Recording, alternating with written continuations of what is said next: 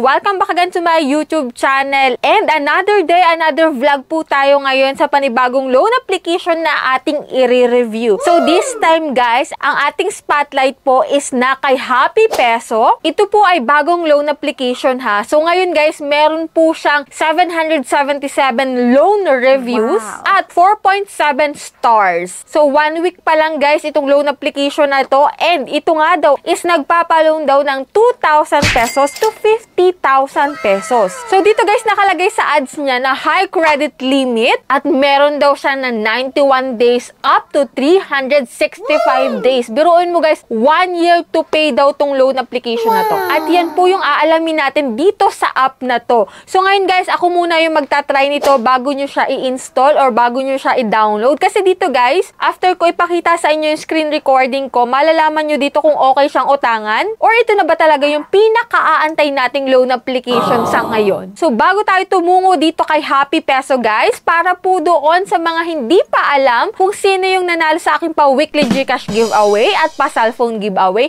nako, i-check mo na po yung upload ko nung Monday kasi naka-insert po doon yung 5 lucky winners natin at 1 lucky winner sa ating pa-cellphone giveaway. Nako, kung hindi mo pa nakikita dyan yung pangalan mo sa winners, huwag mong kalimutang mag-subscribe, i-like itong video na to at mag-iwan ka na ng comment dyan sa comment section. Baka kasi next Monday, ikaw na yung susunod na manalo. So dito guys, hindi lang tayo loan reviews, kundi may pa-Gcash giveaway rin tayo guys. No, every Monday po yung ating announcement. 5 lucky winners po yung aking pinipili. And every last Monday of the month naman po, may isang mananalo ng aking pa-cellphone giveaway. Which is, pwede mo po yung i-convert into cash kapag ayaw mo ng cellphone. O diba? Marami tayong pakulo dito sa ating channel. So yan guys, kung ikaw naman ay interesado dyan na mag-loan online at naghahanap ka talaga ng mga legit na loan application na may mababang interest at may mahabang loan period, tamang-tama ka po ng channel na napasukan. So dito guys, another vlog tayo sa bagong loan application na si Happy Peso, and aalamin natin dito kung totoo ba na nagpapaloan siya ng 2,000 to 50,000 pesos.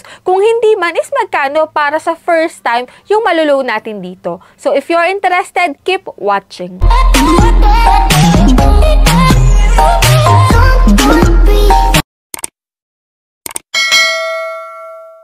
So disclaimer no, hindi po tayo agent or promoter nitong si Happy Peso. So dito guys, hindi po porket vinlog ko to para sa inyo is nire-recommend ko na kayong umutang dito. So dito guys, inire-review ko siya para sa inyo para ma-check nyo rin guys kung okay siyang utangan at kung talaga yung interest niya is swak sa inyo. And ngayon nga guys, ipapakita ko sa inyo mismo yung screenshot ko ng pag-loan ko dito. Si Happy Peso po is available sa App Store and you can check the link po dyan sa comment section. No? Hindi po porket may links ako ditong si Happy Peso is meron na akong commission dito or pinopromote ko siya sa inyo. So dito guys, kasi marami nagko-comment na nasan po yung link. Nilagay ko na dyan agad guys para hindi na kayo magtanong kung nasan pa yung link nito. So may option naman kayo na hindi iyan i-click. Baka kasi isipin ng iba na pinopromote ko siya. So dito guys, may option naman kayo na hindi yan i-click talaga guys. So tapusin nyo na lang tong video na to para malaman nyo kung ano ba talaga yung meron dito sa application na to. Yan nga guys, so naglagay po ako dito ng active mobile number ko, nag-register ako kasi hindi natin siya masisilip kapag hindi tayo naglagay, no? And dito guys nga kay Happy Peso, nakalagay na dito yung credit limit, 2,000 to 50,000. May 121 days daw siya na loan term at 0.05% na interest per day. So, mababa yun guys, no? Pero, check pa rin natin kung magkano talaga. And dito guys, sa borrowing process niya, ito yung mga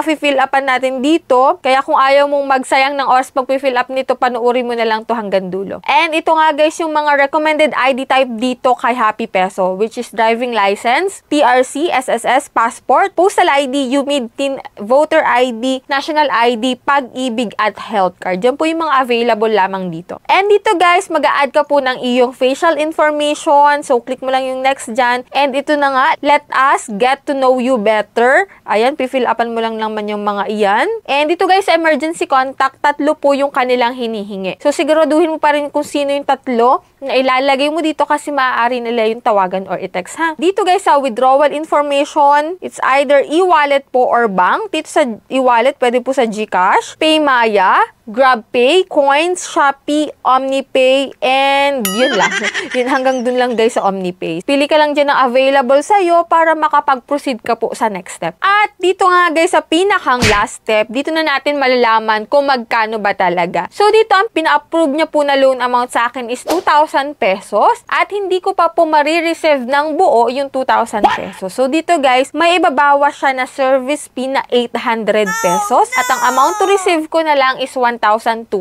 So dito guys, wala siyang other fee, walang interest, pero doon sila bumawi sa service fee which is 800 pesos. Wala naman nakalagay dito guys na details of the fees kung saan napunta yung 800 pesos. Dito sa repayment information, magbabayad ka po ng paunang bayad sa September 28, which is ngayon po ako nag-apply September 22.